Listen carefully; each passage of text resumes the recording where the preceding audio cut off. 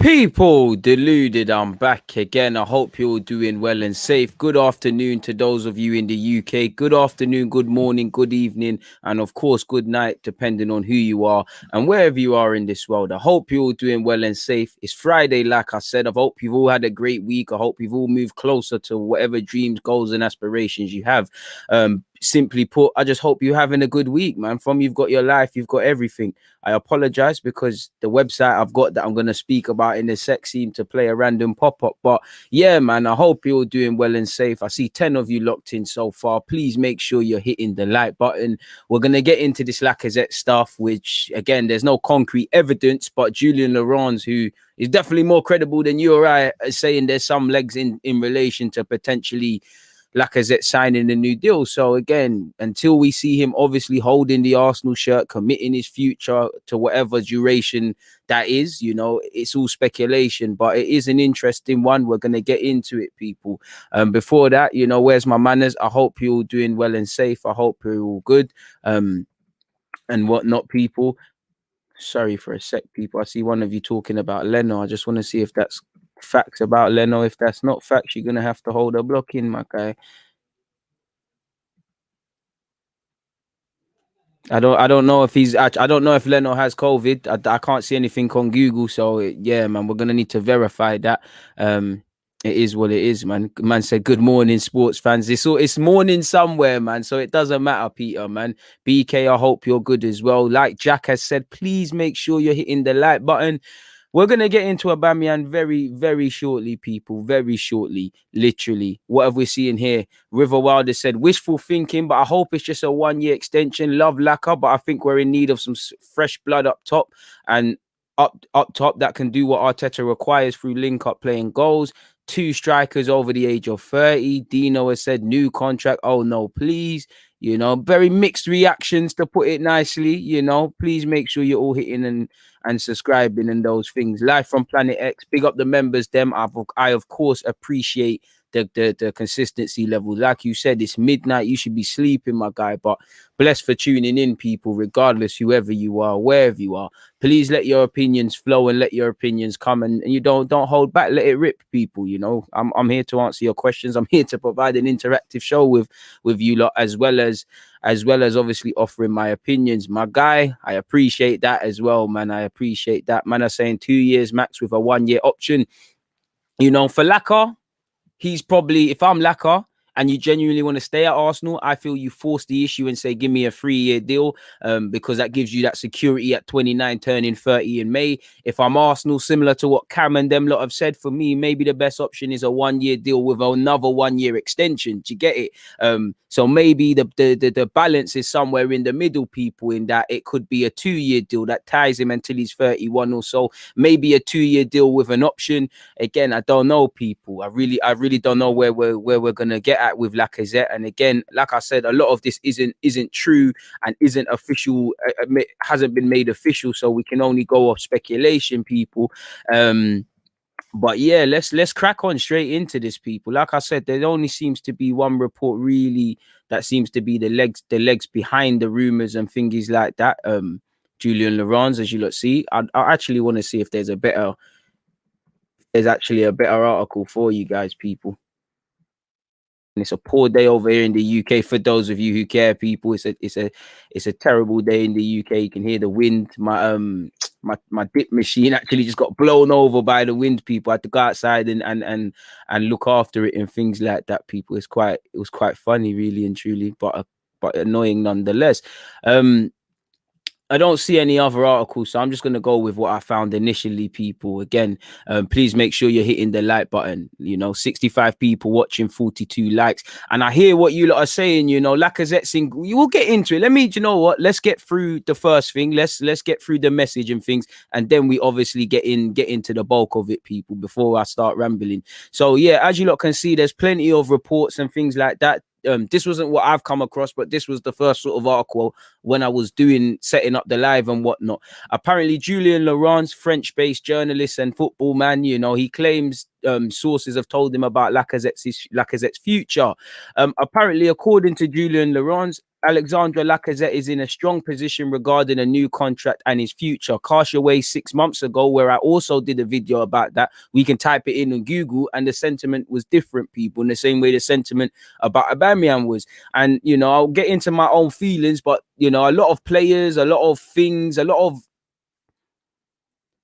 things when you talk about in relation to Arsenal seem to be very volatile. Like Lacazette, as I said, you know, his form has been very good. It seems the unanimous decision for him to start week in, week out right about now, potentially even sign a new deal. 6 months ago, he was damaged goods. What I will give to Lacazette is he's found his confidence again. He's found his mojo again. He's found that swagger and that spring in his step. And at 29 years of age, better late than never. Now he's got a very interesting decision to make because, listen, I think he's punching to be playing for Champions League clubs, but I definitely think he could move to a Champions League club. And, you know, you've been at Arsenal, you've won an FA Cup. Maybe you want to go out and try a new league. Because if you are to sign a new deal here at 29 years of age, that is kind of your career done, or where you're going to play your best parts of your career. So if you're comfortable here at London, if you're comfortable in the squad, if you actually want to be part of this rebuild that Arteta is about, and that's where you want to spend your last couple of years, why not, man? You've been to a Europa League final, not that you get medals for getting to the final, and you've won a couple stuff here, and I'm sure you're comfortable, and I'm sure whether you want him to go or leave, you can admire him as a footballer and how he plays and all of those sort of things, people. Again, I'm going to get into my feelings shortly after we look at this, but as you lot know, the article has said he's in a strong position, whatever that means, whether that means the club are offering it to him, whether the club want him to stay more than he wants to stay, whether he's moved up the rankings in terms of a priority, in terms of dealing with that contract. I don't know, people, because on one hand, I think Lacazette needs to be moved on because we need new blood and whatnot. On the other hand, I do think Lacazette is a decent player. He's actually a player you can use in the squad, and we've got a million problems without inventing more, because whether Lacazette goes, I think you need another striker. I know there's Martinelli, and I believe in Martinelli, but I defo think regardless of Martinelli, you need that squad sort of striker in the team, because what happens if Martinelli gets injured and Aubameyang's being inconsistent or whatever, or Martinelli has a bad game? You know, obviously if Eddie and Nketiah was levels, this debate would be even more complex, but our striking thing it depends how it looks. For me, if we're keeping Lacazette, it tells me that we don't really want to create any more problems than we have. Obviously, you know, if Lacazette was to leave, that potentially 3 strikers leaving, and all the tricky thing with Balogun, Eddie and Lacazette is indirectly all their futures can affect each other. You know, I think Balogun's gone, but if you see Eddie and Laka go, you might stay, or you see one stay, you might think something. Eddie Nketiah has not played, and I think he needs to be moved on, but he might stay because he sees something else happening. As you lot can see here, Lacazette has been linked with Atletico, Sevilla, AS Roma, all reputable clubs. You know, I'm sure he'll do well at Atletico. I'm not too sure in terms of scoring goals, but defensively, you do quite well.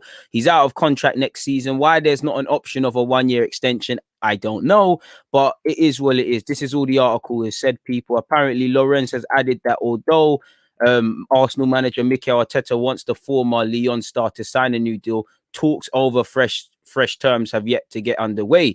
And I've previously said in a video I did a few months ago that I genuinely believe, obviously his form has tipped it, but I think the lack of talk before this form, this real purple patch Lacazette went on, I think it was deafening. You know, I think that silence was what was being told and whatnot, you know, that he's not going to be given a new deal. Obviously form changes things, and if you go on form, it's dangerous. You know, 3 games at the start of the season from El Nene, and fans said, what a player we have, give him a new deal, and Arteta quite quickly dampened it down.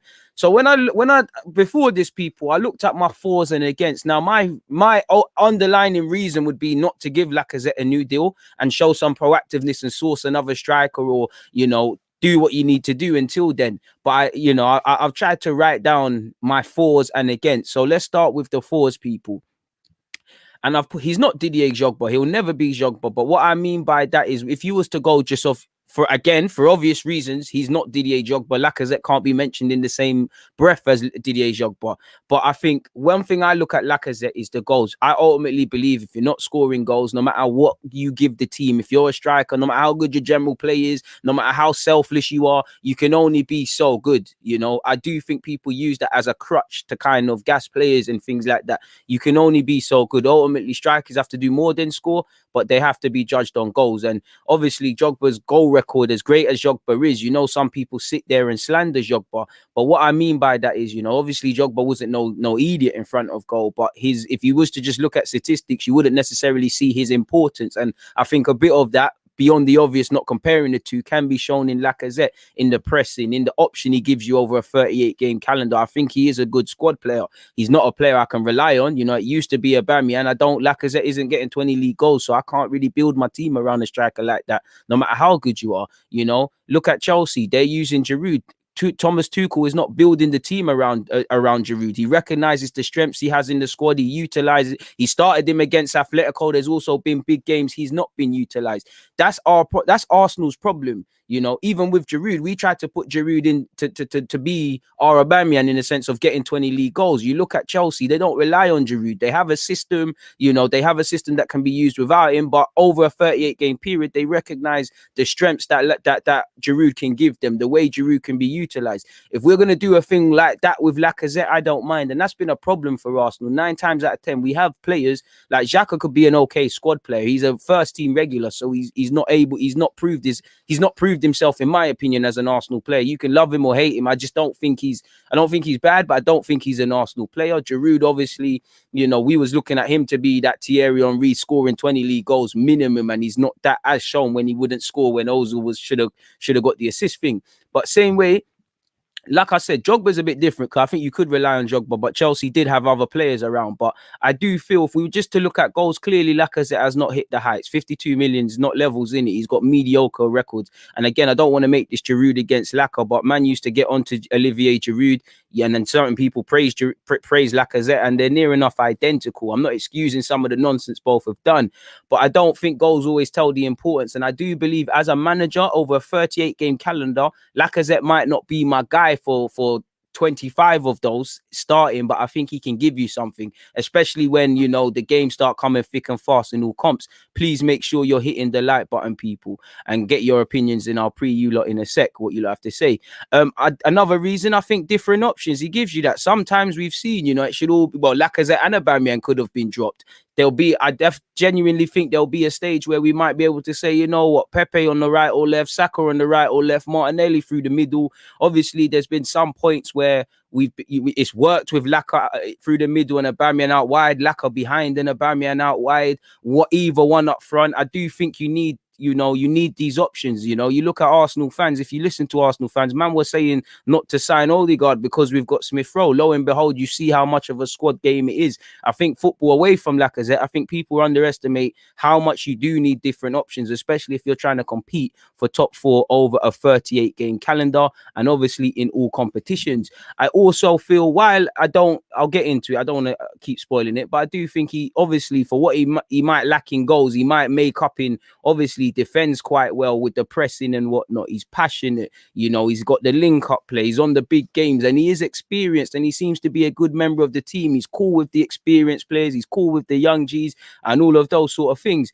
I do think he should be moved on, but fundamentally as well, and I get it, people do everything this summer, I get it, but I do think we have several other issues. We need to sort out midfield and centre half, and also when you consider, I'll do another video about it, but there's internationals being played, and we face the risk of pre-season being a madness for many reasons, and as you lot see, we're not, whether it's our time or our resources, we don't utilize them enough because we messed around with Saliba, we messed around with Partey, Aouar was unsuccessful. So if I see a club that, and I know we've got a new contract man who's probably going to take this on, if I see a club who have individuals who are newbies and to a degree incompetence, why are we going to make more issues? Again, I think Lacazette should be moved on and all of these things, but we've got several people who should be moved on anyways. And if I don't trust you lot to do everything that needs to be done anyways, why invent more problems? So that might be giving him a blight. Obviously, another reasons for, simply because I haven't got it here, but simply because the man's contract's running out on paper, you need to deal with that. And I also feel, to a degree, aspects of Lacazette's play is both overrated and underrated. And what I mean by that is because of his lack of goals and because he's so easy to love, I do think people overstate some elements of his game. They make out he's mad creative. He's a baller. He should have had a lovely assist for Saka, but it's hardly, it's hardly a madness, really. But at the same time, I do think people underestimate how he gets the best out of the more technical players, the pressing, his mentality. I do think people overrate it and underrate it. I think people understate certain things. I think people overstate a lot of the general things that Lacazette comes with because we can't mention goals. Realistically, goals aren't everything, but goals win games. And I've said it, 6 months. We were linked with Lacazette for about 6 months. 3 years. It took Arsene Wenger 6 months to say, I'm not convinced on him. Whatever you have to say about Lacazette, we used to say he shouldn't be subbed. He should be allowed to play the last 10 minutes. We've been down a long road. He goes through purple patches, but over a 38-game period, Lacazette is one of the more premier sort of players within our team that I would say go through these hot and cold, damn right volatile moments. Also, I think he's good for the young players. So again, you want people like that. I do. One thing I don't have to question about Lacazette is, does he move like an Arsenal player? You never hear him in a no mix-up. Fair play. You did hear about him taking people out and doing balloons and all of this, but generally you don't hear none of that. I just see somebody who gets it and somebody that wants to play. So that's my reasons for. If we flip it and go for against, I haven't got it here, but I would say Arteta don't really. It's not that Arteta don't rate him, but I would say I would throw Arteta. I would say you need to move him on because I don't feel Arteta's fully convinced. He wasn't supposed to start against Spurs if Aubameyang behaved himself. How many times, even before and after the Spurs game, have we sat there? Because Lacazette's been informed and we say, why isn't he playing? So I don't think he truly believes in him for whatever reason. In the same way, I don't think he truly believes on Aubameyang through the middle and Nketiah through the middle. I do think he believes in Martinelli through the middle, but there's got to be something in the short term for why it doesn't go there. And I've said it before, we need to decide what we're doing with a right back, with a centre mid, for me, a centre half, a backup left back, all of these sort of things, people. But I do think, and I've said this before, and those of my regular viewers can say it and back me up in that. I think if Arteta could, I think he signs a striker. I don't think he's convinced with the hold-up play of Aubameyang. If he could mix Aubameyang and Lacazette together, I think that would be his guy. But you can't do all of that, people. Ultimately, as well, strikers are judged on goals. His lovely technical ability, lovely mentality, up for big games, has scored some great goals. Fan favorite. I love Lacazette, but ultimately, you've got to do more than just score goals. But ultimately, you're judged on goals, and Lacazette was brought here to score goals. Yeah, we were gassed off what he was doing at Lyon, hitting free kicks, doing all of these sort of things, but we bought him for goals. And as I said, if he was scoring them goals, we might not go for Aubameyang. We might have at some point said, you know what, Aubameyang, you can only play on the left because Lacazette is scoring. Imagine they both had that, and I think it highlights that. And like I said, I think because of his lack of goals, people harp on about the other elements of his game, where if I look at it on a harsh thing, 52 million, France international, playing for Lyon, working hard, pressing, being adaptable, linking up play. These are things you should have in your game anyways. They should be a plus on top of the goals. It shouldn't be you're doing this, but doing that. It's a problem. And also he's had issues, he's had issues consistently at Arsenal in terms of being consistently playing well. Right now, it looks like undoubtedly the right decision to make to sign him and to give him a new deal. It might be. Nobody knows whether it's right or wrong. We can only have opinions. But if we go off Aubameyang, everyone was saying the same thing now. Now everybody's a genius saying he shouldn't have had one. And I also have to factor in, you've got Aubameyang now, you've got Willian. If we listen to reports and say David Luiz, you've obviously got you would have Lacazette. How many players is that on the wrong side of 30? Now, I don't think once a man turns 30, you need to move him on, but it doesn't scream proactive planning to me, really and truly, with what we're doing. And I've said that before. I think there's an imbalance. It's like we're trying to do this young player thing, but when I deep it, we're just harping on with the experienced one. So ultimately, he's judged on goals. He's been a good player, but he hasn't hit the targets. We didn't, when we signed Lacazette, we would have taken the fact that he's lovely in terms of his technical level, the link up play and all of that, but that was all dead. We thought we was getting a goal scorer. We never got that. So man, I have to move on. It's as simple as that, And like I said, I think the things people praise him for is because he doesn't score enough, in myself included. You know, is this a purple patch, or is that 29 years of age is here to stay? It's a different swagger. I don't know. If I was a gambling man, I'd say he's going to do what he typically does.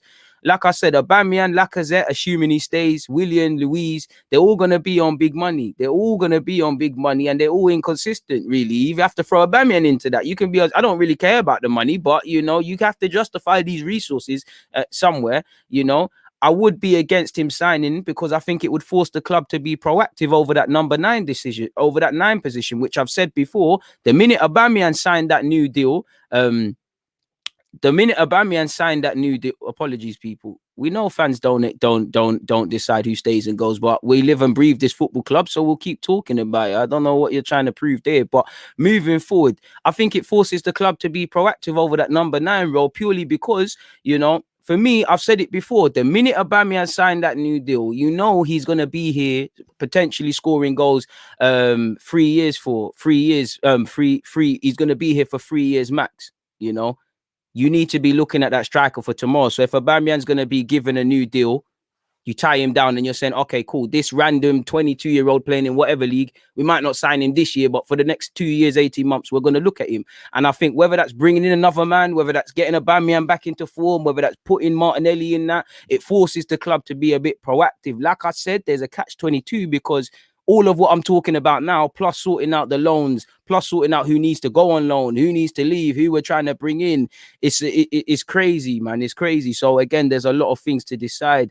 I'm not too sure what you're saying, but I meant exactly what I said. With all due respect, Chudbury, I don't know what you're saying. I meant exactly what I said. I think people praise Lacazette for this pressing, for this link-up play, for all of them over to a level over the top, because he's not scoring goals. There are other crutches to lean upon. If he was scoring goals, these things are a given. Not to praise a Spurs man in Harry Kane, but Harry Kane presses. Harry Kane's got link-up play. Harry Kane's got all of this. He's also scoring goals. So they're not saying this, that, and the third. And to be fair, and like I said, I shouldn't have to praise you for being able to press, for linking up play. These are all things, if you want to be a serious player for your club and country, you've got to have. So with all due respect, I mean exactly what I say. I can't account for you or anyone else, but I said what I said with my chest. Anyways, moving on. I don't think, like I said, deep down, I don't think Arteta trusts him fully. I think he believes in his ability, but I don't think he trusts him fully. Because even when he's playing well, he's getting dropped. I don't remember. I think Lacazette might have been injured, but man, I seeing William play false 9. You know, he didn't hesitate to do them sort of things there. That one's a bit of a reach. I would also say still an unbalanced side. Now, again, like I said, I think a lot is made of this because, you know, they don't both have to play. I think they both can play together quite well. I think one can play, you know, Lacazette, can play behind the striker. If Aubameyang's through the middle, you know, either or, there's many things. But some would say it's unbalanced. You know, Emery seemed to be the guy to get some change out of them. Wenger as well. But it's still unbalanced. You know, a lot of people used to compare our front three to Liverpool's, and it weren't that. Liverpool's front three was balanced. You had the unselfish Firmino, you had the selfish guy in Salah and the semi-selfish Mane. We had 2 strikers and a winger, and yeah, Aubameyang's made a good role out there. He likes to make them runs, but it's 2 strikers and a winger. When it's all working well, we're not saying it, but you know, some would say it unbalances it, and we've kind of been on that storyline for a while now. So some would say maybe you get rid of one. There is that. For me, I do believe, regardless of Lacazette staying or going, you need to bring a next man in my opinion, because I think we need a striker. I think Cavani's not scoring goals, but once upon a time, Cavani, definitely Giroud at Chelsea. I'd even say Lacazette right now. It shows why you need a backup striker or another option there. Do you get it? So, yeah, man, it is what it is. I do think he's good for the young players, but I'm sorry, but as much as I believe that, and, you know, I can't talk on stuff, but having, you know, done interviews with young players, they've been saying that from the get-go, and some things I can't speak about. There's more ways than one as to how Lacazette's been such a great person for them. And I know for a fact it's not just on the football field. He genuinely cares. He chats to them. You know, people that are on loan, he'll send texts, and Lacazette he's got my respect. Trust me, he's got my respect. But either way, he's not the coach. And while I admire that, surely if you're trying to be Arsenal Football Club, if you're trying to move it into this Arteta's image, if you're trying to get us back to it, you know, surely the same can and should be said for several players. You know, that shouldn't, being good for young players should not be a crutch to keep someone. As much as I love Lacazette, we're Arsenal Football Club. We talk about Hayland and all these things. Surely we've got people that can do that. He's not a coach. Surely, you know, that's said for no reason. I always feel these sort of things are said to keep someone for no reason. That's been said about David Luiz as well. Another one who's not a coach. If we're meant to be this team that's has a commitment to bringing a young player through every 2 years, as you're seeing, then we should have coaches or other people to lean upon. Of course, a player is it's a good one there. And also, again, if you was to go back to the Invincibles for every young player, I'm sure they're all good with young players. At the end of the day, everybody's good with young players. I don't feel that's a reason to keep someone, because it's not like Lacazette is tutoring them one-to-one week in, week out. They might do some finishing training, he might do practice, but fundamentally, that's not his job. And fundamentally, these players have to see how real football is. That is not a reason to give someone a new deal, in my opinion. And surely it could be said for several players. So how special is it, people? So scrolling down and looking at my ending thoughts again, I'm not actually against getting I wouldn't give Lacazette or Luiz new deals, but I understand giving it to them, because as much as I feel we should move on, I understand the players that are going to be here for the presence, the Aubameyans, the Lacazette, the David Luizes, maybe even the Williams. I understand what we do in the present with those players sets us up for the future, for what Saka and Martinelli and to a degree, assuming Odegaard stays, and to a degree, Tierney and Pepe, who are a bit older, but young enough and old enough to be part of this club for a significant future. So if we can utilize these sort of guys, if Arteta genuinely believes these lot make it easier for him to get top 4 next season, why not? But for me, like I said, I'm not against it, but it does scream short-term thinking, because again, you're going to have Aubameyang and Lacazette, forget the wages and all those things. Lacazette is 29. He can still play for a while. Look at Lewandowski. He can still play for a while. The same with Aubameyang. But sooner or later, you're going to have to fix that. You're going to have to sign that. I don't want us to wait till they're on their last legs. For me, when you signed Aubameyang to that deal, like I said, you keep him scoring goals and all those things, but you gradually look to move your importance away from Aubameyang. And I feel we haven't learned that lesson now with Aubameyang. For David Luiz, Koscielny, we overused Koscielny to the point where the man didn't want to sign a new deal. It just screams short-term thinking, committing certain players to a new deal and a crash. Like I said, if they're characters for Arteta and he believes in them and whatnot, I understand it. But I think it screams short-term thinking. And as I said, when Aubameyang signed that new deal, we should be looking at a striker. Like I said, there's a bag of things to fix, but I do think we need to be brave. We need to be bold in terms of our decisions, or we're going to sit here again in similar circumstances. Once again, we need foresight and succession planning. I know the time periods have changed, people, and I know it's not as easy, but once upon a time, we're selling strike. We're having Anelka. We're getting rid of Anelka. You all know who we signed. Once upon a time, you found Van Persie. Yeah, you had to persist with him. You found a Brazilian playing in Croatia, bruv. You see what I'm saying? Their players can be found. It's easier said than done, but come on now. I find it very hard to accept certain things.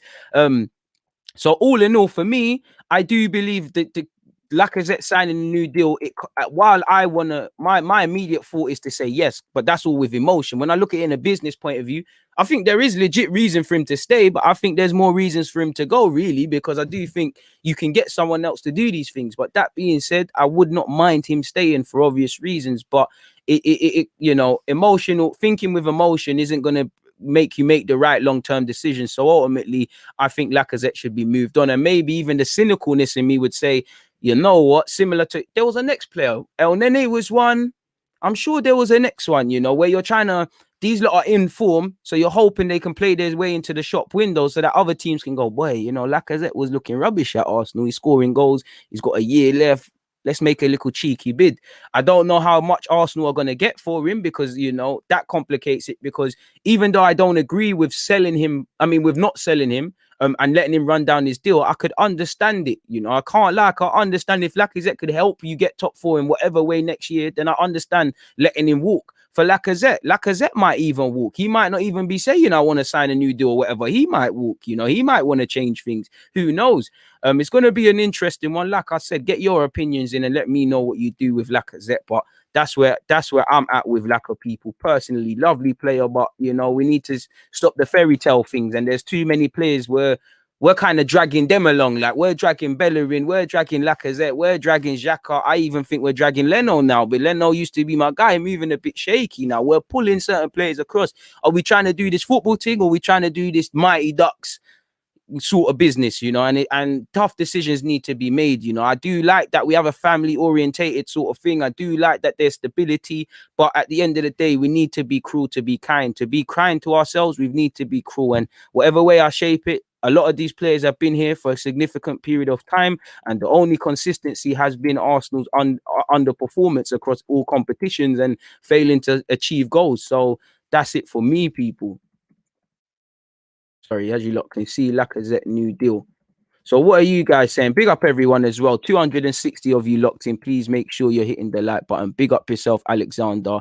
Bro, too much of the friends thing. I don't mind friends, bro. You need a good environment, you know. You need a good environment, you know. You need it. When everybody's... That's one thing I give these Arsenal players. They're all together, but at some point, it's about... something needs to change, because you look at the Invincibles and these lot, beyond the obvious, the one similarity is they're all together. But them man's mentality was different. Them man were like, yeah, we're friends, but we're not friends for 2 hours and whatnot. It's a bit too play precious at Arsenal, in my opinion. And this is it. Big up King. This is what I'm saying, bro. Everybody should be, bro. This is what I'm saying. Everyone should be good for the young players. I don't want to praise you lot for that. Are you telling me you experienced players that if you ain't been Arsenal captain or you ain't played here for a significant period of time, you've been around the block in your career, you've represented your country, you made hell of appearances in top leagues. Surely you should be. If you play for Arsenal and you're a senior player, you should be an example, not just to yourself, but to your own family, to people you see on the street, to people on the TV, and all of them sort of things there. And it's like you said, man, we don't need to do this uncle thing. We don't need to. Everybody's good with the young G's. It just seems like everyone... How many do you need? You know, are they listening to Arteta or my man? I just care about if Arteta's good with the young G's, because football, you could be here tomorrow and not here the other day. Really? So we'll have to see, man. We'll have to see. Get your opinions in, man. Capsule N16 is saying Xhaka, Lacazette, Bella and Eddie need to be gone. Allow my guy Lacazette. I think he needs to go, but it's like, I don't think he should be in them man's ones. You get it? I think 2 or 3 of them names, them man are some of the first to keep it moving. You know, then we've got to get Lacazette out. But I hear you. I hear you. Likes are looking good. Let's get up to 200 people. Big up yourself, Marnie. What have you said? Hey, DG, great analysis. Personally, really like having Lacazette at the club and think he has quite some skills to offer. Unsure how to unlock his full... Yeah, you know I can't say that word, my guy, but I'm just going to switch that up to potential. Bro, you never know. He's 29, innit? But at the end of the day, bro, it is what it is, man. We can't really... He needs to keep it moving, fam. We ain't got time for that, really. Like, you know, at 29 years of age, there's no real time for it, man. There's no real time for it. Again, you're 29. I just want to hear about potential for them other young G's, man. I didn't say we praise him for not scoring. I didn't say we don't praise him for not scoring. I say we praise him for the work rate and all the things he comes with because of the lack of goals. Once again, please listen. You're going to have to hold a time out so you can listen, because you're messing up the live chat with nonsense. But anyways, bro, Lacazette failed himself, man. I thought that, bro. I used to sit here and say, yo, why is he being taken off after 60 minutes? You know, why is he being taken off after 60 minutes? Statistically, hella goals are scored in the Prem in the last 10, 15. I was doing all of that. And then I fundamentally had to clock that as much as I love Lacazette, he might not be levels like that, really and truly. You know, lack of service, all of these things. They're all true things, my broski. They're all legit reasons for Lacazette. But at some point, when you've got all of these things, surely you need to take some responsibility or not levels. I don't think Lacazette's been a bad player for us, but he's not been the player I thought he's going to do. So it is what it is, man. I wouldn't push him out the door, man. You know, I wouldn't push him out the door, but he's someone we'd look to move on. And that is true as well, Vivek. Man, I'm making out that Lacazette is a scrub. And I do think Lacazette is underappreciated. But fundamentally, if we could find someone that could do what Lacazette does, there's not a problem, man. I don't agree with the fact that Aubameyang literally got us an FA Cup alone, you know. To be fair with you, I do think people disrespect Aubameyang, but let's be real, it was a fantastic team performance, you know. David Luiz played a blinder in that FA Cup final, didn't even train for a week, you know. Pepe had a good thing. Even Bellerin, Maitland-Niles, you know, we never... Of course, Aubameyang, when we watched the highlights, he scored the goals and his own contribution was amazing, especially against City. But I'm not getting at you, my guy. I don't think that's true. We never win, lose or draw together. Everybody plays their part. Facts though, my guy, man.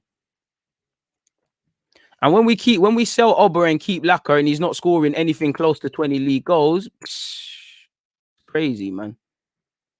And I do agree. Right now, that's why I said Lacazette could stay. He fits the playing style. But right now, there was upon a time where Lacazette was the guy through the tent, or there was a point where William was getting back in form. But as you know, things change. You know what happens when it's not fitting our style. Our form is quite volatile. What happens in the next 3 games if Lacazette's playing and what you're saying isn't true anymore?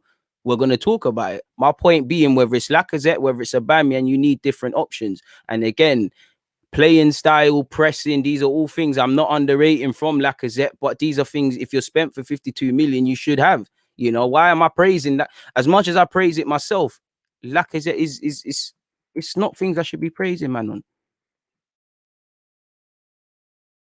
You know, and fundamentally, there's been 3 managers at this football club who've managed Lacazette. There's been these same inconsistencies. Surely it can't be everybody's fault. You know, the truth is somewhere in the middle. Current situation, we don't need to sell none of them. It's difficult to fit any players to this arse team.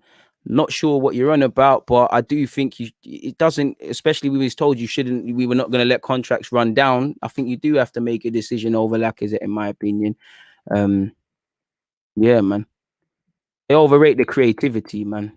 And the thing is, Arsenal fans, did they overrate him? Because they called him, you know, when he wasn't scoring and against Aston Villa or whatever we played, he got destroyed. Arsenal fans are volatile. Them man there said 2 years ago, sell Aubameyang. Now they love him. Now they hate him. They've hated Xhaka. They love Xhaka. Most football fans are just mad volatile. They stand for nothing, so they fall for anything. They live week in, week out. And with all due respect, I see enough of them. I love you guys, but I see enough of you do it.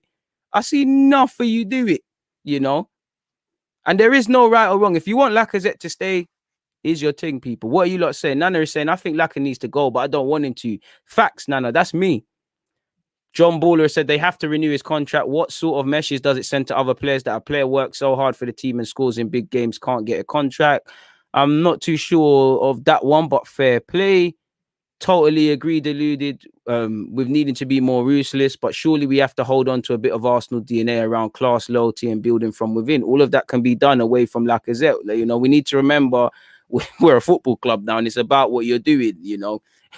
How, again, players need to stay and players need to go. I don't understand. I don't necessarily see. I'd love for you to show me how selling Lacazette would be against Arsenal's DNA of class, loyalty, and whatnot. I can show you plenty of other examples when you're not backing certain man over political messages, but you are over other things. When you're getting rid of people that have been here for 25 years. There's many other examples, so I very much doubt that.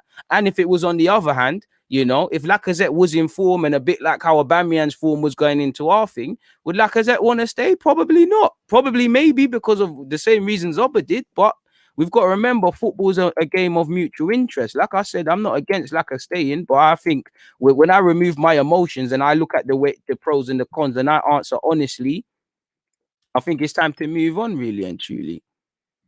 Very high stakes. And this is why scouting is essential. And I don't think people are comparing, but one thing I don't like about football fans, I see it with United fans, Rashford and Martial.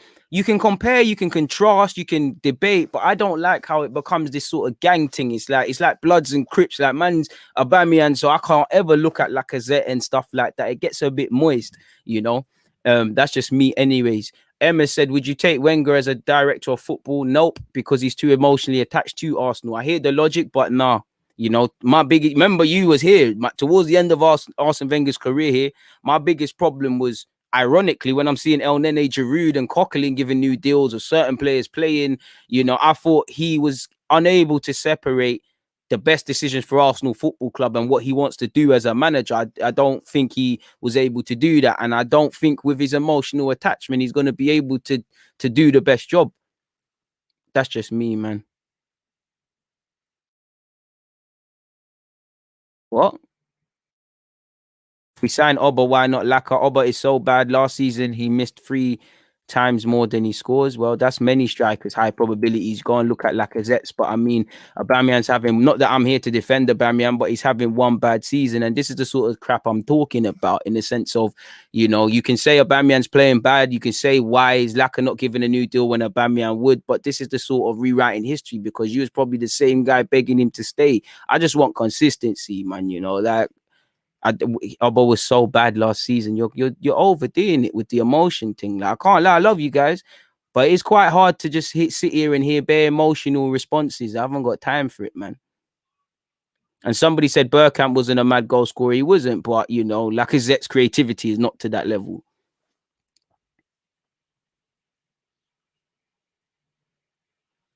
Bro, to be fair with you, Lacazette is 2 years or a year younger, 18 months, anything from 18 months to 2 years. So I don't think getting rid of Aubameyang and playing Lacazette there is the long-term option. Really, you need to, if you are going to keep Lacazette and Aubameyang, every year that these lot stay, you need to remove your importance, whether that's, you know, you can concede Lacazette can play games and do a thing for you, Aubameyang can do a thing, but you bring in this other striker, or you groom Martinelli to the point where they're your main guys, and maybe Aubameyang still got the goal scoring element and he can chip in and what Lacazette gives you and things like that. So yeah, man.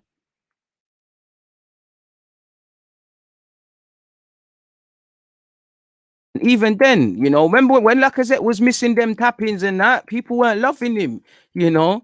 It's crazy, but it is where it is, man. People just move very, very reactive, very unable to look at things with balance.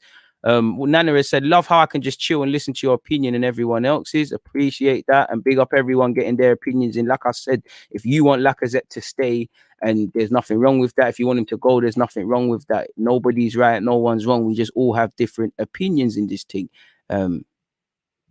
Jermaine has said, yes, DG, giving Lacazette a new deal means he'll be stepping off the gas like what we've seen with Aubameyang. Maybe, but you never know until you sign it, man.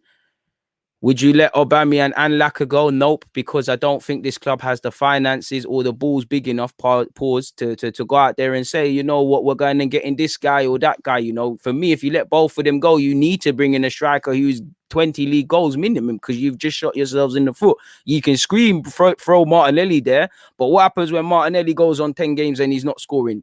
You know, football fans lack balance. Right now, everybody, you know, everybody loves Martinelli. No one speaks about that conceded penalty against Liverpool, the shaky games against Southampton, or the anonymous game against West Ham, and many other moments. You know, they don't keep it true. You know, everybody's crying for Martinelli, as the man played through the middle enough times. Martinelli needs to be groomed for that role. But you get, and this is the thing with football fans, man.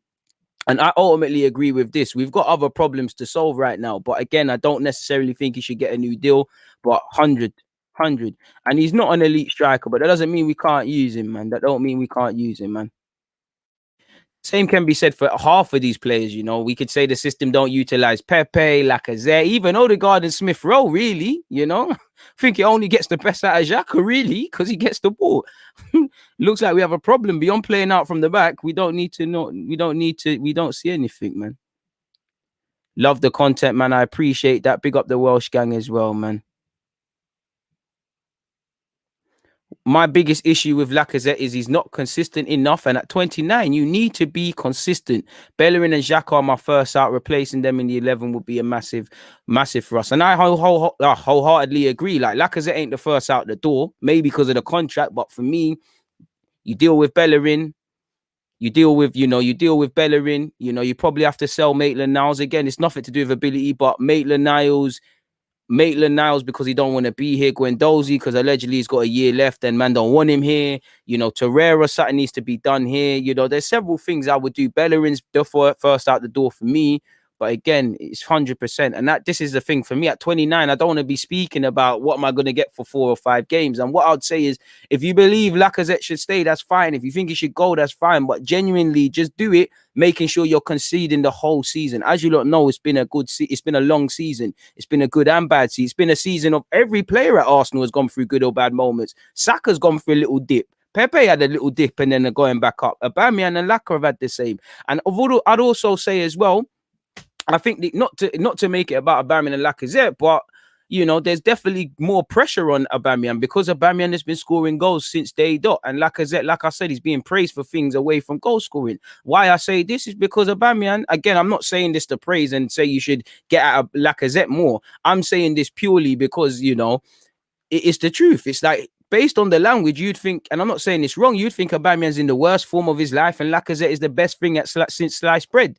When, you know, Aubameyang's still our top goal scorer in all comps. You know, I think Lacazette, shout out to Lacazette, because for him it's good, but he's got 11 goals. Lacazette's got, Aubameyang, he's got 9 in the league. There's 2 goals separating them, you know.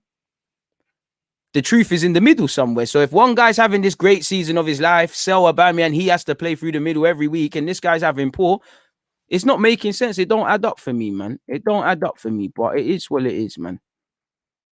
And that's what I like about him, his efforts there. But bro, I shouldn't realistically. Again, John, I agree with you. That's my fault. But again, I have to ask myself: should I really be saying you should keep man because you're putting in effort? Really, seriously, come on. And I think, and that is true, Vivek. But I think that also highlights what I'm saying about Lacazette. Then, like, do you get it? To be fair, I fear for as long as the man at the top is in charge of our football club, then it is what it is. As long as my man owns this football club, it is what it is, man. Man said, "Let me send you a football top to you, bro. Check out my brand on Instagram. DM me, and we'll see what can happen, man."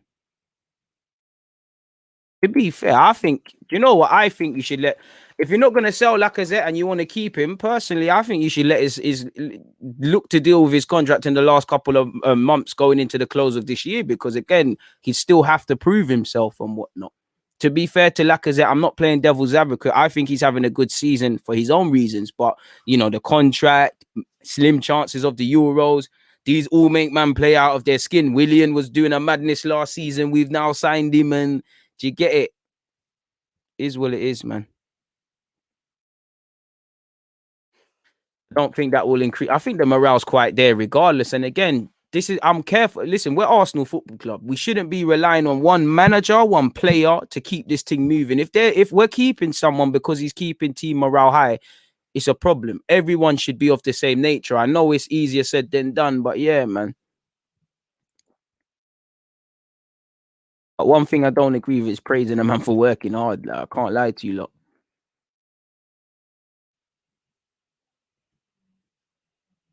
Bro, the working hard thing is dead, man. What else are you lot saying? It'll be interesting. And I think I speak for every Arsenal fan when I say we're not expecting the bulk of business to be done, but we're hoping that some of it can. We're not going to get all the players out. We're not going to get all the players in. We are going to finish the window with some speculation. If we deal with Lacazette, Bellerin is still going to be a problem. Do you get it? I don't think we're going to do everything, but I hope to God this club have a plan in it, because I think there's too much complacency. I think there was too much things Arteta and Edu could have hid behind. They're going to need to, I'd say they have to at least do 60, 70% of the business. Again, I'm poor with maths, but if you don't bring in a central midfielder, you're pissed.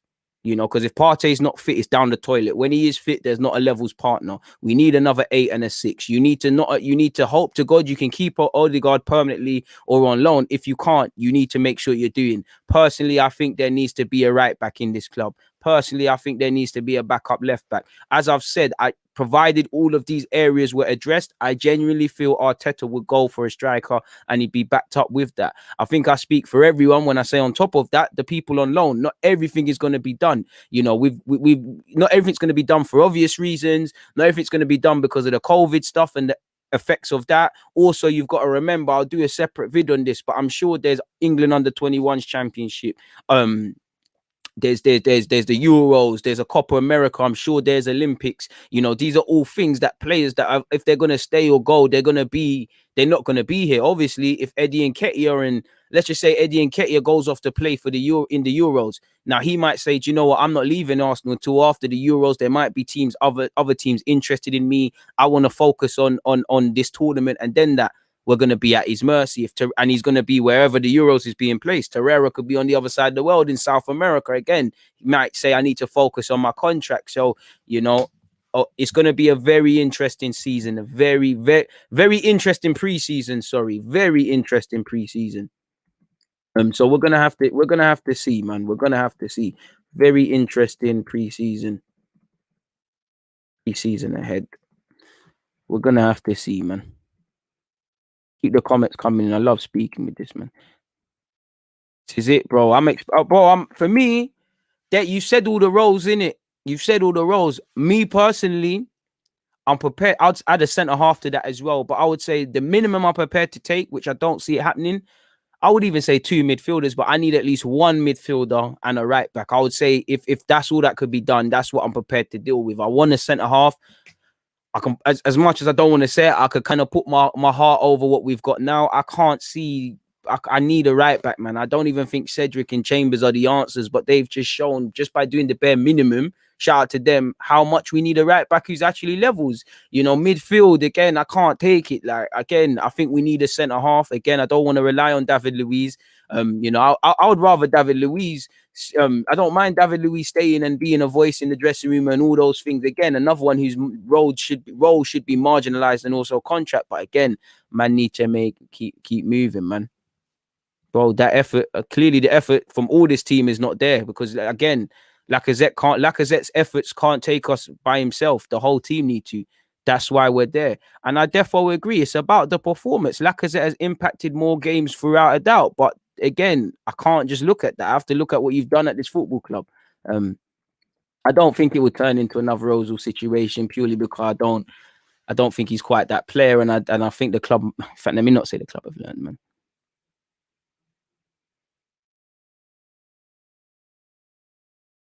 And this is the best thingy. This is the best thingy, man. This is the best. This is the best. This is the most balanced thing I've seen so far. And this is Yo-Yo gets it, bro. He gets it. That Lacazette's skill set is also good. Aubameyang's also good as well. But at the end of the day, it is what it is, man. You know, I fully agree with that. My guy, apologies for the super chat. I didn't miss anything. You lot are doing hella typing. I'm one guy here by myself. Please, while I'm thankful of that super chat, please don't speak like I owe you something. It does get quite jarring in that regards. But if I go to, while I won't be able to bring it up, we're on 179 likes, people, so keep running up that one. I won't be able to bring it up, but I can definitely run it up there. Oh, big up yourself, Jay, as well. I only see a super chat from Jay. Apologies, man. I only see a super chat from Jay. I don't see another super chat. So, boy, but Jay, I think your one's scrolled bare. Oh, here it is. Apologies, Jay. My other guy, I can't see it. It's not there. So unless if there's a way to take it back or something, but it is what it is. Jay has said, big up DG. I agree that Laka should move on. I don't know that he can do everything Arteta wants. Also, his wages are high. But who are we planning to replace him with, and at what cost? I don't know. In brackets, you said grab some food. I appreciate that. I've actually got some chicken wings downstairs, but I will definitely do on your behalf, man. So yeah, man. Well, you have to get that obligation to buy for Odegaard. You know, I think it would be good for us people, but you know, an IOU. But again, they're gonna have to agree to that, and that was one of those things we should have put into place before the man kicked the ball at this football club, because we should have known his value's only gonna go up, even if it was tiny bit, even if it wasn't the Odegaard that we've seen of these last few games, purely because a man is playing games here. Then he was gonna play at Real Madrid. Nah, you're still looking at 80 to 100 for Grealish, you know. I don't think so. Man, what you talking about Kolasinac performing?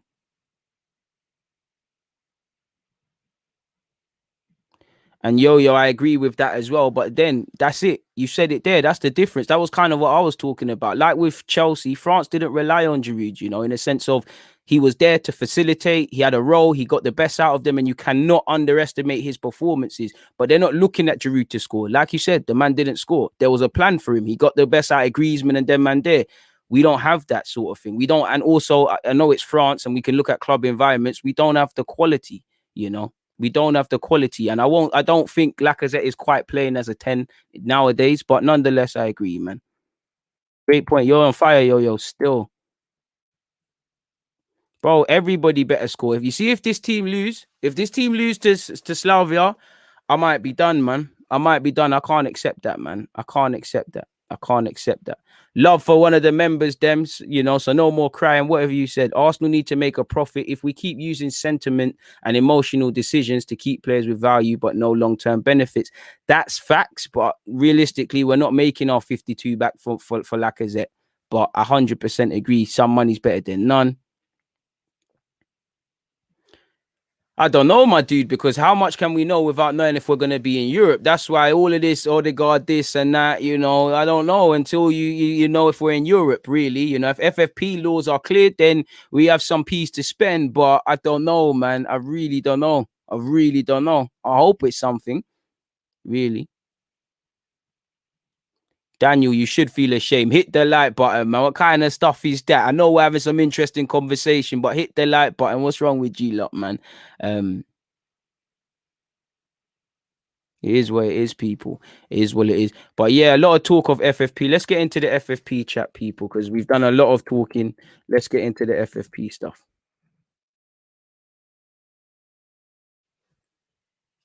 Let's get into the FFP. Oh, Balogun's not in my thinking, bro. Balogun's not in my thinking because he's a listen. I can talk until I'm blue in the face about Balogun's ability and how much I like him, but I see your contract winding down. We're in March now, bro. If you whatever's going on with Arsenal, I don't know. But all I'd say is I can't. How can I think of you long term if you're not gonna be here? So it is what it is. You're gone in it. Anything can surprise me. If you want to stay, stay. It is what it is, if not in it. So it firmly is where it is. I can't lie to you. I'm trying to find where it's actually talking about FFP. And for me, I'm no idiot. I know this isn't going to make Kroenke spend proper money because, he could have done it last summer when they kind of relaxed laws. He didn't do it. We know Kroenke doesn't care about this club beyond being used as collateral for other ventures. So it's a bit of a myth. That being said, as much as I think Kroenke needs to leave the club, and it's a lack of spending, and fundamentally everything's his problem. Irrelevant from this, I do think mismanagement's a problem because I don't think you can just blame one singular party at Arsenal. Fundamentally it all comes from Kroenke because the mentality should trickle down from the owner downwards. But the money that has been available, we haven't utilized it. Like the man of the bulk of this conversation has been about Lacazette. Whether you rate him or not, don't rate him, whatever. What did we get for 52 million? What did we right now? I believe in Pepe, and I'm not trying to do him and Lacazette dirty, but we had money to spend on Pepe. What did we get? Lacazette, what did we get? Granit Xhaka, we're still debating him. Do you get it, people? We have mismanaged. We're not even just big money signings, free transfers. And even when you look at Runnison, when you make mistakes, you have to buy twice. You've spent like 1 odd million on Runnison. We heard he's going to be third choice and he wasn't meant to be second. But if I just look at it as a fan and not those rumors, you bought him to be second choice. It didn't work. You had to bring in Matt Ryan for however much on loan, and you're going to have to identify that. When you spend cheaply, it's not just the big money signings, which is mismanagement. When you spend cheaply and not effectively, there's a cheap signing can be effective, and there's a difference. You buy twice over. This is why we're still talking about centre halves. But as you lot can see, football's financial fair play rules to be ripped up after the COVID crisis. New rules likely to focus more on wages and fees. And it's getting quite scary, football, because if this happens, I'm seeing now, I don't know if it's true, but apparently young Brazilians, you don't have to be 18 to leave now. You can be 16, which again, as an 18-year-old, people, you're already hell of impressionable, which is going to be crazy. So there's a lot of problems here. But scrolling down, people, just to see what the hell this is all about. Football's financial fair play rules are to undergo dramatic change, with the key break-even measure declared purposelessness by UEFA, with COVID-19 creating a crisis, blah, blah, blah. I'm trying to get to the relevant parts, people. Like he said here, this is a crisis in which is very different from anything we have had to tackle before. In such a situation, obviously clubs are struggling. They have difficulties in complying with their obligations. I think in general, rules must always evolve. They have to adapt to the context in which the clubs operate. The break-even rule, the way it works now, it looks backwards. It performs an assessment of a situation in the past, looking at profit and loss over the 3 previous years. And as an Arsenal fan, we did look, well, not as an Arsenal fan, people involved in Arsenal, they looked at FFP to be the saviors to level up the playing field. Wasn't that. So now can we, if you can't beat them, join them, sort of thing. I don't want us to spend, of course, I would love Mbappe and with all the fees being spent on these players, or even what Chelsea used to do. Me, I'm just crying for my club to buy effectively. I don't want to sit here and say, oh, I believe we need 2 midfielders, but I'm happy with 1. No, move like a big club, spend competently. It is what it is. Assess quality when it's there. He said, so maybe the rules should have a stronger focus on the present and the future, and should definitely have a stronger focus on the challenges of high level of wages and the transfer market. Now, we've got high levels of wages where our future doesn't look necessarily bright, and our present definitely is. It definitely isn't. So this makes it look a bit scary for me as an Arsenal fan. I'm not going to lie. We're in uncharted waters generally, because if this happens, there's always talk of super leagues. We're it's moving mad, really. But for what it's worth, people, UEFA have begun consultation on how to reform FFP. And apparently you can see the rest, people. There isn't much there, so there isn't, in terms of when these rules will come into place or when they'll be changed. There's nothing new there, but it's time for Kroenke to free up the purse strings, really, because again, I'm quite scared in the summer. I see a lot of things that need to be done, and unclear in relation into Edu, Arteta, and the new guy coming in, who is going to be delegates, and money. We're going to need to sell before we can buy. Realistically, we know we need a midfielder, but can we bring in this midfielder without sorting out the futures of Joe Willock, Maitland-Niles, Guendouzi, Torreira, and the rest of them, Lacazette, and all these other guys whose thingies? We need help. And when you've got the mess of a squad that's ours, because you got to remember, we didn't get to this level overnight. This has happened for years, so we're not going to change it in one window, but we need to be moving towards that. When you've got an absent manager and you've got an absent owner, and you've got Arteta and Edu who are new in their roles, and only time will tell if they've really learned from last season and have really planned. Because as I said, the minute the window closed last window, we should have known what we're doing. I don't know, people, because I'd say we're reactive. Even getting Martin Odegaard, it's another player where, as much as I love him, and if this is the system we're trying to use to exploit things, I'm all for it. But at the same time, Martin Odegaard had one foot out the door. Partey had a foot out the door, release clause and not playing. Very rarely do you get the sense of, not that Arsenal don't want a player, but if we're really proactive. And I would say maybe that has cost us, because any logical person might have said, you know what? Sociedad tried to keep Odegaard permanently. He's not playing. We need to save ourselves with a buy option. Look at Spurs. I mean, Spurs bought Regulon. It's a bit different. Look at Real Madrid. They helped themselves. Maybe even put a buyback clause for him, at a ridiculous amount. Now you see him playing. As I said at the start, you knew his value was going to go up because he's going to play more at Arsenal. Now we can talk. All we can hear is rumors of, we'll talk in the end of the season. It doesn't mean anything, because there's nothing in cold hard writing. That's even something I've learned in my deluded stuff. I don't trust a damn word people say, to me, especially when it comes to the business side of things. You've got to put things in paper. You can't trust anybody. And that's something Arsenal need to learn. So it's not going to mean anything for us, really and truly, man. How will it impact Arsenal transfers? Let's go and see what this is saying, just to humour the thing. Well, Chelsea spent big. It's just going to enable them to do their thing. Oh, wow. This is trash, isn't it? This is trash. Doesn't really say anything, people. So yeah, it's in short, it's just telling us what we already know. It'll be a relaxation of financial rules, and we'll be able to use it to our advantage. As you lot saw, Chelsea were able to spend 220 million last summer. Didn't get much for it based on how certain players are playing, but it is what it is, people. And it will provide us with much more everybody with much more freedom with their spending. So if you're United, PSG, City, all these teams, you're well. For Arsenal, you can't see it changing much. So it's a bit disappointing that report didn't even shed any new light on something, but it is what it is in that regards, people, firmly.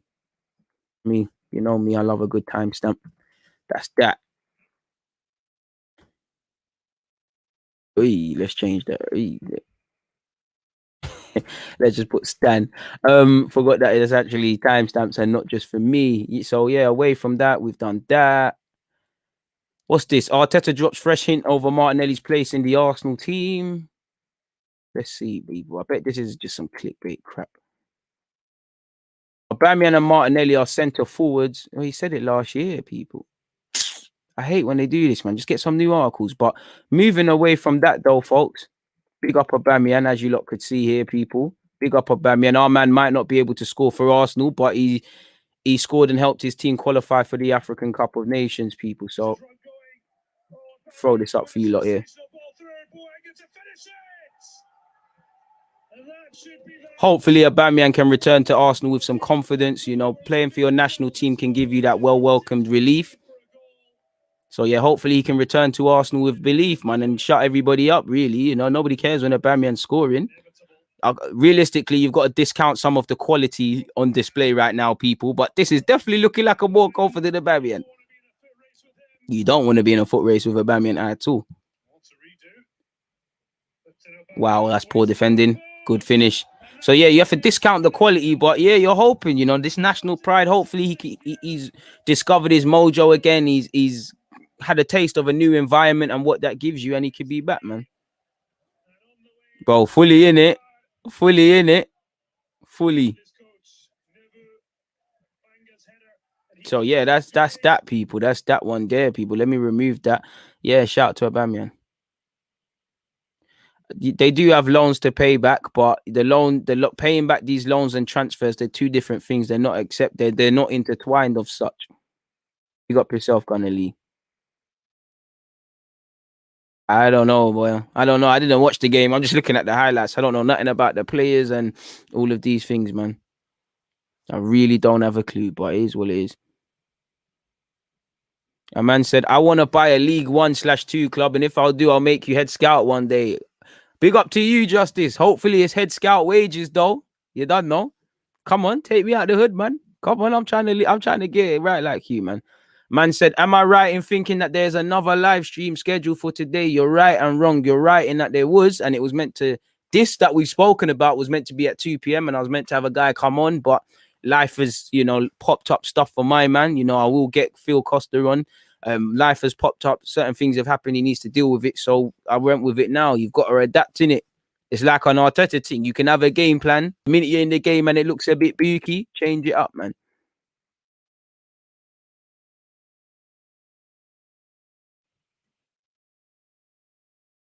Oh, Glazides, Stan Kroenke, bro. Evil, bro. Evil.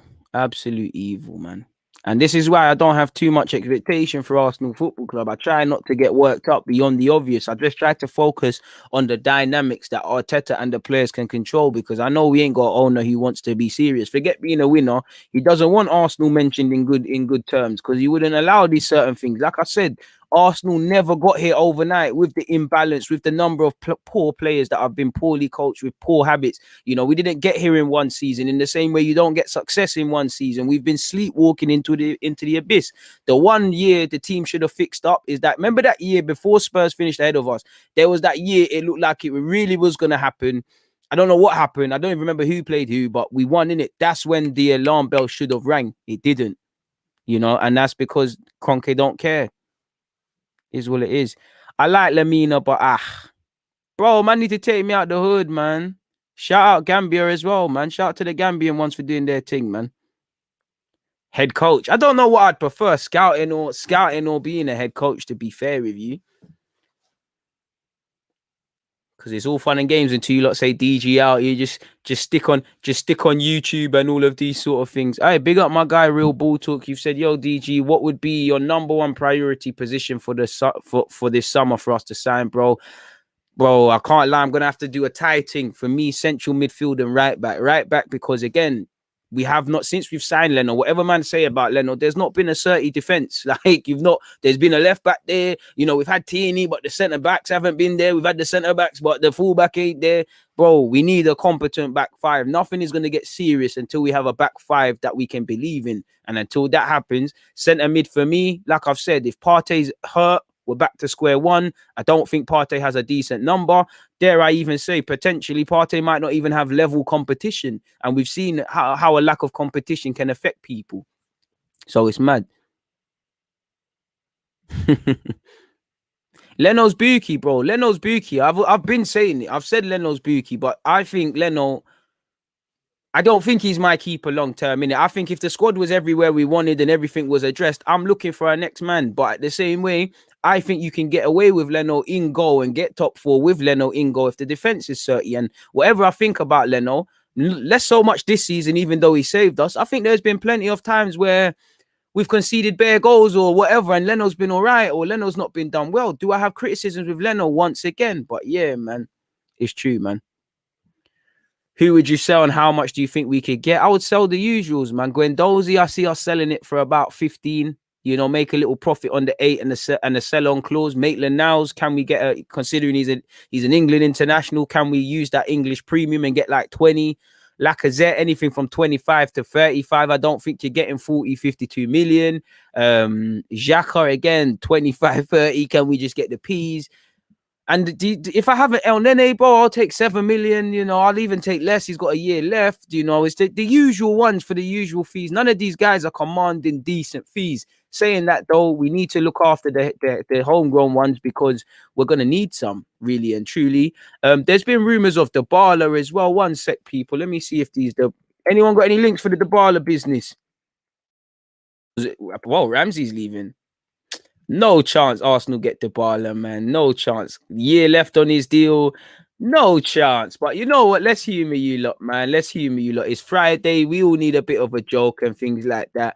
I hope Aaron Ramsey is defo telling Dybala to sign. I wanted Dybala when he's at Palermo. You know, Dybala can play as a false 9. He can play on the flanks. He can play as a 10. You know, he's a complete player. I love Dybala, but if he does become available, I would all out go for it. But it's a myth, man. It's a myth. It's a myth. There'll be no loan in business. But as you lot can see, you know, for what it's worth, Dybala, he's had a difficult time under Pirlo, really and truly. He's had a very difficult time under Pirlo, sometimes not even playing significant Champions League minutes.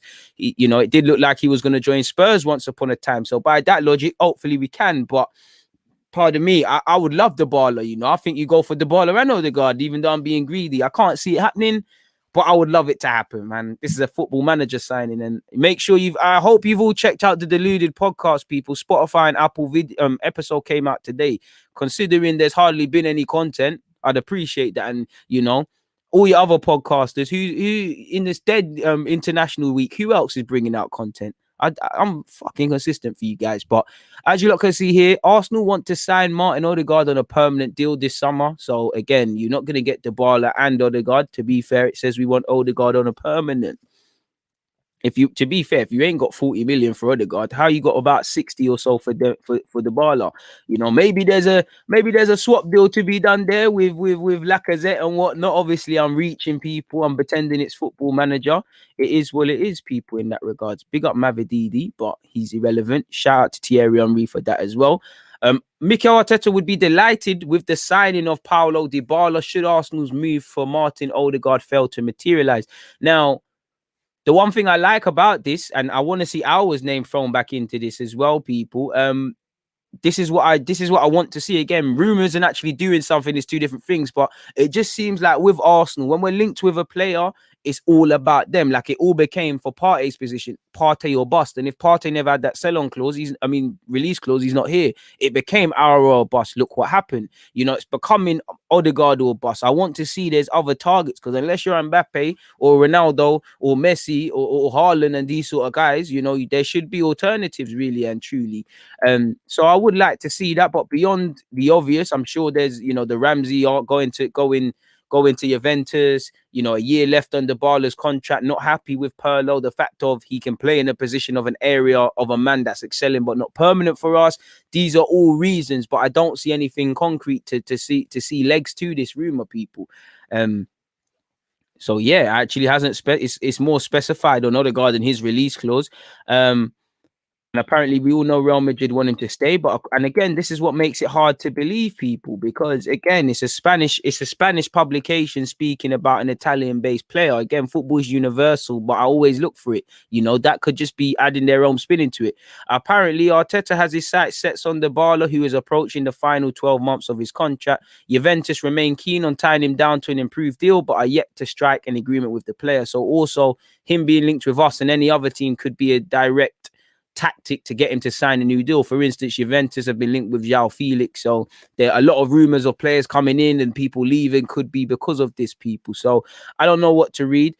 We wanted him when he was at Palermo. As I said, he did come close to joining Spurs, and there was problems over his image rights. Obviously, you know, I don't think Arsenal would have a problem. We're of a different class. Apparently Chelsea were interested. But yeah, and Nedved has spoken about him and whatnot. So it does seem like, I think, as an outsider looking at Juventus, I should grab my Juventus shirt out the thing because I watched them. Shout out to my guy Biaggi as well, big Juventus fan. I think it's one of them where the people above Perlo rate you, but he don't really rate him like that. And I'm sure they want to keep him. Dybala's been in Italy for a significant period. I'm sure he's comfortable.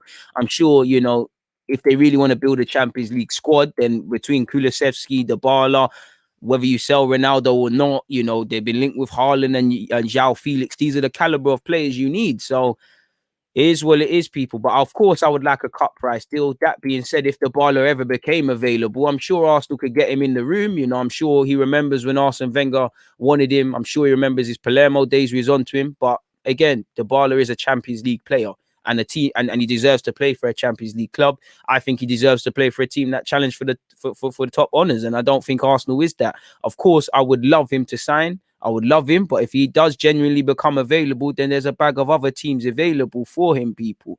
Of course, the way we play football, the London aspect, all these things, just not being at a big club, being at a big club in Arsenal, which you can never get mistaken, but being important, like Odegaard's been given a taste of, these are things that could tip the balance for us, but I can't see it happening. So beyond that, I hope I've humored you guys, people, but beyond just paper talk, it just looks like nonsense, people. So yeah, I hope I've given you lots of content there, but that one there is not happening, man. In my humble opinion, it is what it is.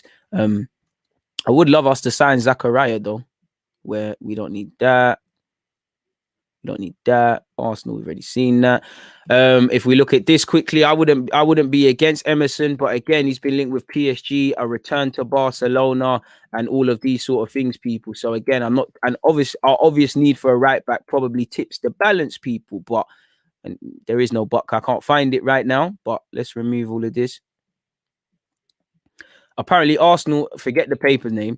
Arsenal are keen on Emerson, with Real Betis with the Real Betis right back seen by Mikel Arteta as a Hector Bellerin replacement. As we know, Bellerin's not been in the team the last couple of weeks where the league is concerned. He's been linked with a move away. We need a right back. And I do think when I've looked at Emerson, I can see why, he does seem to be able to do the inverted fullback thing. I'm not going to lie, I didn't really rate him at first, but I rate what he's been doing at Real Betis. I'm sure this guy played in the Toulon tournament for Brazil. I'm 100% sure on that, where he played with Henrique, who's at Guillermo, Douglas Luiz as well, who's now at Villa.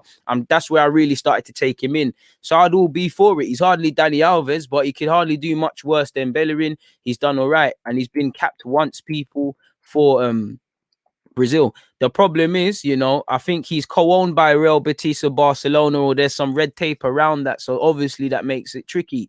Now, I would like us to go for some Spanish players or people based in Spain, because logically speaking, Arteta must still watch La Liga and his people must look at him. So we need that, people.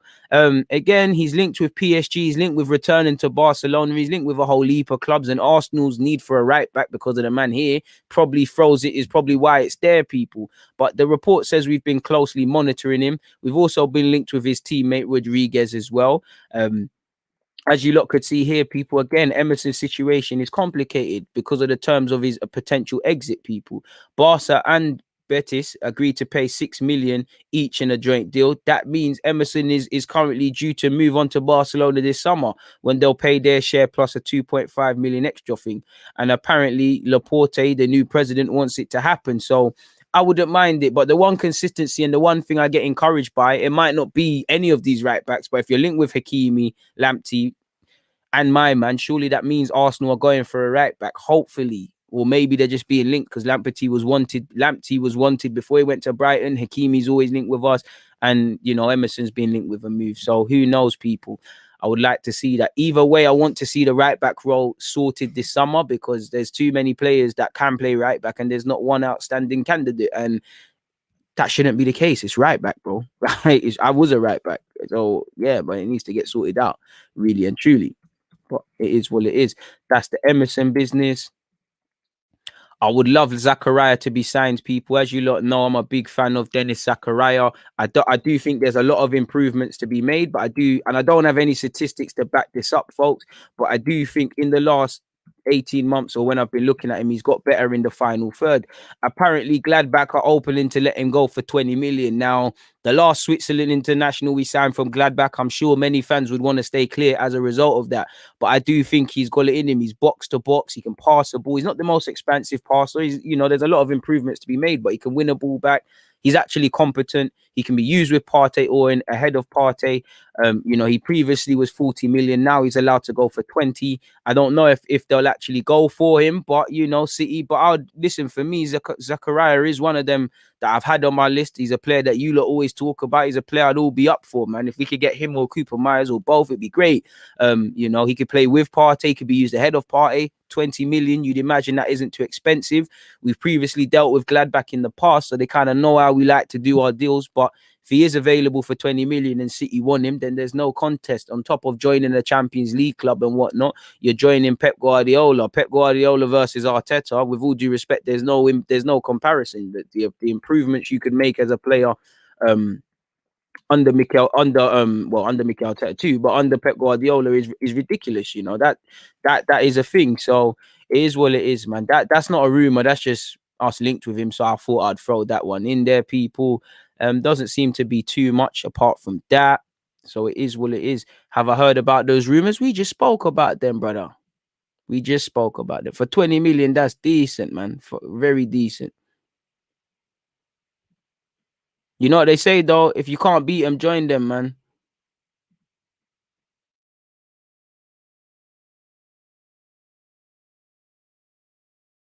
These are them players you got to get before that, man. Oh, bro, Dybala's worth the wages, man. Dybala is worth the wages, fam. Cannot even cap to you. Ramsey's linked with a move to away as well. Big up yourself, Beanie. Bro, he's definitely not worth 60 mil, but bro, you're not getting him for less than that, in my humble opinion, if they do want to sell him. They do owe us a free. They do owe us a free transfer, 100%. My thoughts on Thierry Henry's social media thing, well, I haven't seen enough to comprehend it, but just in terms of the message, I do support it. I do hope it brings change, but it's going to become, not through Henry, people are going to latch onto it, and it's going to become some sort of feel good, do nothing sort of thing. To be fair, man was saying Odegaard's dead and wasted when he went and a false image, and was saying his Sociedad thing was a false image. So we'll never know, man. What have you said here? You get far too emotional, DG. I simply stated you missed a super chat without any malice. No, because I don't like the way you're speaking. If that makes me emotional, is what it is. Like, I don't give a crap. Like, the way you particularly speak, and I've let it go for a while, I don't like it. Like, am I some whore in the King of Diamonds where you're just throwing money at, man? I've told you to relax, so you relax. It's as simple as that. I did not mean to miss your super chat, but it's the way you're coming across. If me not wanting to be spoken to like I'm a dog, or not liking the way you're speaking makes me far too emotional, then it is. And if you want emotional, suck him up. There it is. Love for being a member, but you can get out of it. Moving forward, Dybala hasn't played regular football for a couple of years. He's been a benchman for 2 years straight. Dybala for Laka would work. I don't think so, but it is what it is. He did have a difficult time, but sorry was good for him. And Pirlo's just killed his confidence, in my opinion. Nobody thinks about the homegrown thing, man. Dial Square said, DG, come on, you're a sporting director, getting your head in everything like on here. I don't know, man. I'm a football man. I'm not the mathematical man and the rest of it, man. Like, it's silly. Like, and to go back to that one, this is what annoys me about super chats, bro. Like, can you lot can see this live chat, yeah? You lot can see all the things I'm talking about, yeah? I'm appreciative of all super chats, every question, but I cannot see everything. I cannot reply to everything. I cannot react to everything. If I'm in the middle of speaking about something, I'm not going to stop talking about what I'm talking about just to please you. That's not what we're here for, I'm not here for you to listen directly. So there's no malice behind it, but it is quite frustrating when people talk nonsense. Like, I don't owe you anything. But love to everyone who's able to listen. Bro, I've been screaming Zakaria, man. We need them sort of things there, but it's not going to happen, innit? So I'm of the level where Arsenal just need to show me something really and truly, man. Man said DG from deep. I watched the high. Oh, what? Your thing's gone. Adnan. You see another example of when I want to click on something and it goes, but Adnan never cried. Big up Adnan. Yeah, I watched a bit of it and I watched them extended highlights. It was dead. Very disappointed between them and England. from them in England, in my opinion. Disappointed in Jamaica as well, man. Very serious batch, 100%. And that's it as well, bro. Ask the moderators to pattern that, like, bro. Come on, man. I'm appreciative of, forget the money. I'm appreciative of the support, but bro, man, like, come on, man. Like, I don't know who you think I am. Like, I'm a good youth, but come on now. Don't talk to me like that. Pattern up, man. You look kill me, man. Bro, it does scare me, but the thing is, it's because I believe obviously scouting is harder nowadays, innit? Like we had France on lock. Now everybody's looking there. Social media, scouting, it's all hard, innit? And like I've previously said, my guy, if I'm an Arsenal scout and let's just say you're Man United and you're in Serbia, for example, I might not have ever done any knowledge on Serbia, might not know anything about the teams or whatever, but just because you're there, I'm going there, you know, because we're similar teams and whatnot, there must be something there. I think our problem is, and I don't even think our problem is identifying talent. I think it is to a degree, but I think when we find someone, we don't get it done. We're not proactive and things like that. We're always sitting on our hands, and that's cost us. And I don't think we have a real DNA as to the player we want. Because when we're signing half of these players, take nothing away from it. I'm happy with them. But you rarely see how it's going to sound stupid, but it feels like we just sign good players. We don't sign man that just fit into a system. We find who's a good player or who is having a standout season, and we're like, you come into this thing. We're not signing people who are evidently going to tie into whatever DNA we're trying to do.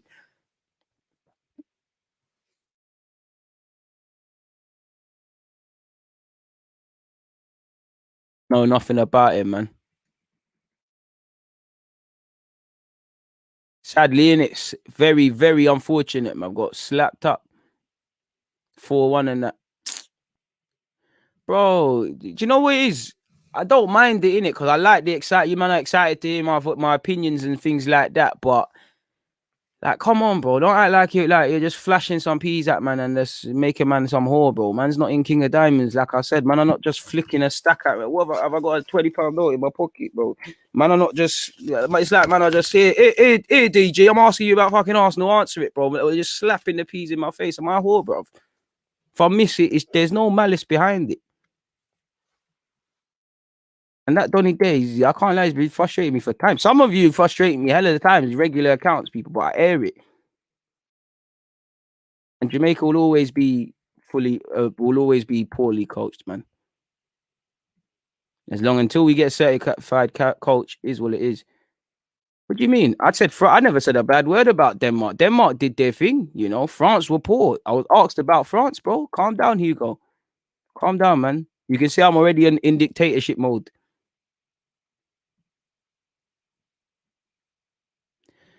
Last question. In anticipation of fans returning, what do you think of fans having a change in attitude, e.g. a Liverpool kind of rock and roll environment where we're known for our bookie atmosphere at times? Well, Arsenal, there's only been a handful of times I've described the atmosphere as magical. And yeah, the atmosphere needs to change. Is it going to change the minute we go back into the Emirates? No, there's something fundamentally poor with that. I start Foden. But I think when you look at tournament football, you need a bunch of players who can start and who can be used. You know, Foden, Grealish, all of these guys. It's crazy, man. Adnan has said, no, DG, your lives and uploads get me through the day, man. I can't listen to other fans. I appreciate that. I really do. This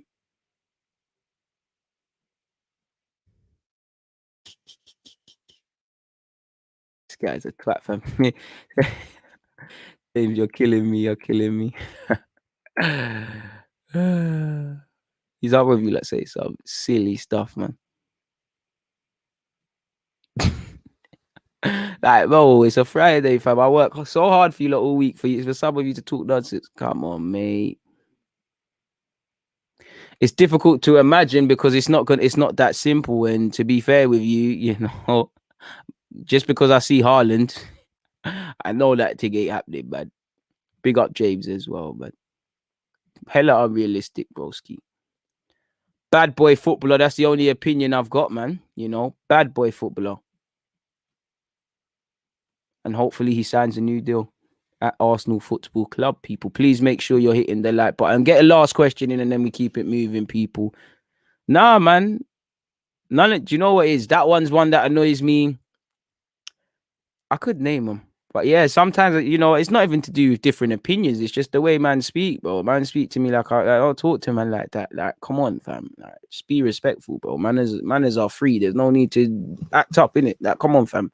Like, after all these physical hours I put in for you guys, and I don't ask for nothing back, just for some human decency. Yeah, big up Curtis as well, man. Big up Curtis. This is it, yo. They say familiarity breeds contempt. People appreciate you, but they feel too comfortable to talk to you like they know you. And that's it. Don't get twisted. Feel comfortable. We can have banter. We can have a joke. It is what it is. But sometimes, like, especially when man's tone is a bit off, myth. I'll be careful of calling man the next big thing, but there's a lot of under 18s and 23s players that are of interest.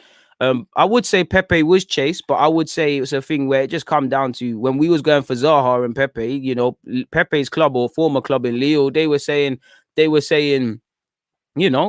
70 million, but you can stretch it over 50 years.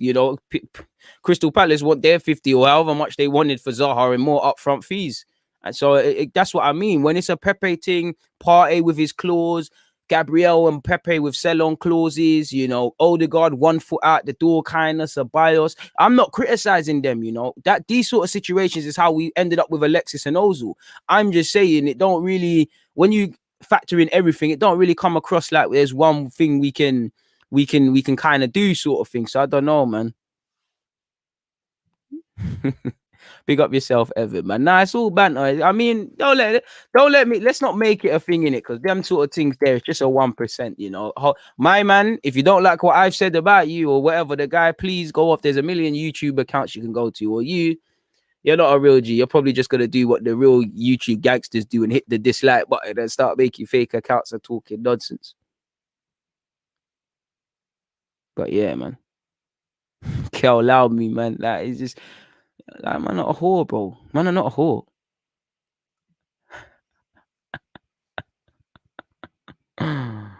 Oh my god. Yours must have been by accident, my guy, broski. Because it's not, do you know what it is? It's difficult to tell my tone. It's difficult for you lot to tell you lot's tone. So it is very, very hard. But there is some, that's why I try to leave it. But when I see, do you know what it is? It's only because he said that twice, it's like, okay, cool. Sandro, big up yourself. What have you said? You think there will be another player like Neymar, Messi, or Ronaldo again? I was deep in this with my guy. Football's bare coach now, and players can't express themselves like that. Again, I don't think there'll be a player quite like them because they're unique. But at the same time, man always say that. I'm sure when Messi was, they always said there was never going to be another R9. There's never going to be another George Best. There's never going to be another this. There will be, but we just don't know. Right now we saw Mbappe, Haaland, and these sort of guys.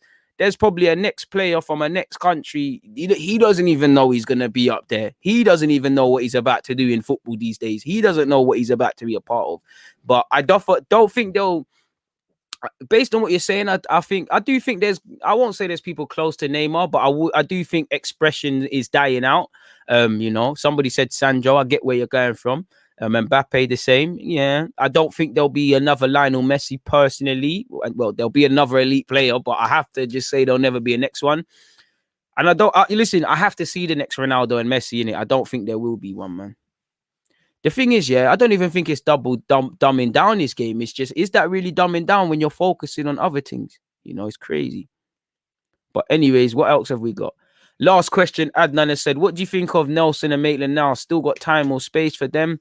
I'm always going to have time for my Haaland guys. I'm always going to have time. I don't want to write anybody else off. Nelson, I'm of the belief, he needs to go out on loan or he needs to leave permanently because it's not happening for you right now, innit? But I still want to retain him. For Maitland-Niles, I want to keep him. But I must admit, someone that was a big fan of defending Maitland-Niles, I'm open to selling him more so than I ever been. Maybe it's because he's gone to West Brom and the emotion's gone. But, I don't know if you're going to get a midfield spot here. I don't know if you've shown on loan if that's it for you. I know Wolves and these sort of teams wanted you. So if we can get some P's, it is what it is, man. And that's what I hate about football. You play good for 30 seconds, Evans, and you might be the next wonder kid, but everyone is so quick to draw conclusions and say you're the wonder kid, you're this, that, and the other. Adnan, this is why I don't want to write anyone off, because like I say, some men are going to hit it like Saka, some men are going to be like Smith Rowe, need a bit of time, some men are going to be like Saka, hit it off straight away and then struggle, some men are going to struggle and then go clear. Everybody's thing is different, as long as there is a pathway. Thoughts on Slavia Prague knocking out 3 British teams, bro? I don't want to lose to them, bro. It's us versus racism, and Arsenal cannot let me down in that game, people. So it is what it is, man. But I can't lie, people. We've been here for an hour and a half. I'm getting quite hungry, so I'm going to keep it moving. On that note, please make sure you hit the like button. I've appreciated everybody's engagement, everybody hitting the like button. I've appreciated all the members. Twitch gang, I know I've done you lot dirty as well, but I've appreciated having all of you lot here, apart from one individual. You know, you've all been amazing. And even to you, it's calm.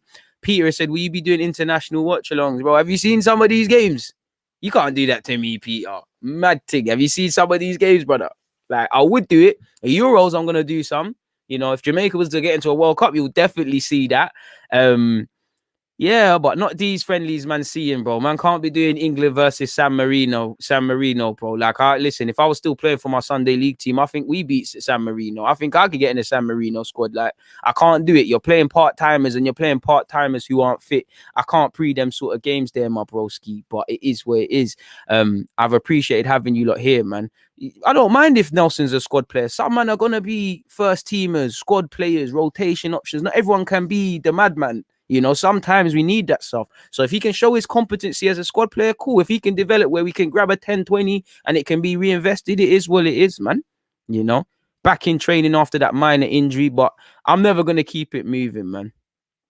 A man said sassy, rate me, bro. Listen, a man said sassy, you know. Last time I checked, I got balls, you know. Pardon me. The man said sassy. Do you know what it is? I'm allowed to bite back, bro. It's like these professional footballers. It must be like a bammy and a bag of people telling you you're rubbish, you're this, you're that, and the other. Man says, but what have you done? What have you scored? And he's the bad guy. I don't know, man. You lot are making me feel like a bad guy. It's just, maybe man caught me on the wrong day, man. Maybe I'm just a bit snappy. Who knows, man? But on a serious note, I'm out of here, man. Check out the rest of the content. Please make sure you like up the thing. If you've jump midway in, scroll back, man. It is what it is. On that note, though, DG.